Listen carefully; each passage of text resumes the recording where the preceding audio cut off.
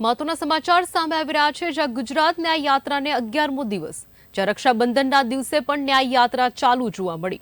પદયાત્રી તરીકે ચાલતા બહેનોએ ભાઈઓને રાખડી બાંધી છે। બપોરના વિરામ સમયે કહી શકાય કે રક્ષાબંધનની ઉજવણી કરવામાં આવી।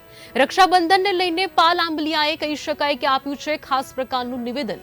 250 પરિવારો જે દુર્ઘટનાના ભોગ બન્યા તેઓના ઘરમાં માતમ। ભ્રષ્ટ સિસ્ટમનો ભોગ ફરી કોઈ પરિવાર ન બને તે માટે ન્યાય યાત્રા છે। ન્યાય યાત્રાનું સવારે લખતરના કહી શકાય કે ગાગડ ગામેથી પ્રસ્થાન કરાયું છે। 22 અને 23 ઓગસ્ટના રોજ આ પદયાત્રા અમદાવાદ શહેરમાં ફરશે।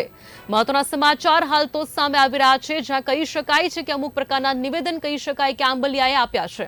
જ્યાં 250 પરિવારો જે દુર્ઘટનાના ભોગ બન્યા તેઓના ઘરમાં માતમ। ભ્રષ્ટ સિસ્ટમનો ભોગ ફરી કોઈ પરિવાર ન બને તે માટે ન્યાય યાત્રા છે, આ પ્રકારનું નિવેદન સામે આવ્યું છે। ન્યાય યાત્રાનું સવારે લખતરના ગાગડ ગામેથી પ્રસ્થાન કરાયું છે। 22 અને 23 ઓગસ્ટના રોજ કહી શકાય કે પદયાત્રા અમદાવાદ શહેરમાં ફરશે। આજે પદયાત્રાનો 11મો દિવસ છે અને અમે લખતર તાલુકાના ગાંગડ ગામથી આગળ વધીએ છીએ। ગુજરાતના તમામ ગુજરાતીઓને રક્ષાબંધનની શુભકામનાઓ। આજે પદયાત્રીઓ ચાલતા ચાલતા બપોરના વિરામ સમયે જે પદયાત્રી બહેનો છે તેમણે જે પદયાત્રી ભાઈઓ હતા એમને રાખડી બાંધી અને રક્ષાબંધનનો તહેવાર ઉજવો।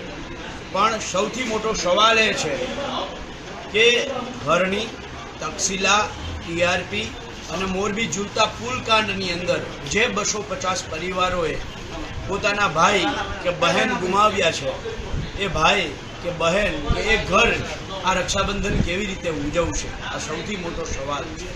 એ પરિવારો આજે ન્યાય માટે તરસે છે, હાઈકોર્ટમાં ધક્કા ખાય છે, પણ આ સરકાર છે જે ભ્રષ્ટાચારથી ભૂખી છે, જે રૂપિયાઓના માટે તરસે છે, એ કોઈ પણના સ્વજન જાય, કોઈ પણનો પરિવાર હોમાઈ જાય, કોઈ પણનો પરિવાર ડૂબી જાય, જેની એકમાત્ર પણ પરવા નથી, એવી સરકારને જગાડવા માટે આવનારા ભવિષ્યમાં આવનારી રક્ષાબંધનના દિવસે આવી ફરી કોઈ ગોઝારી ઘટનાના આપણે ગુજરાતીઓ ભોગ ન બનીએ એના માટે આ ન્યાય યાત્રા થઈ રહી છે।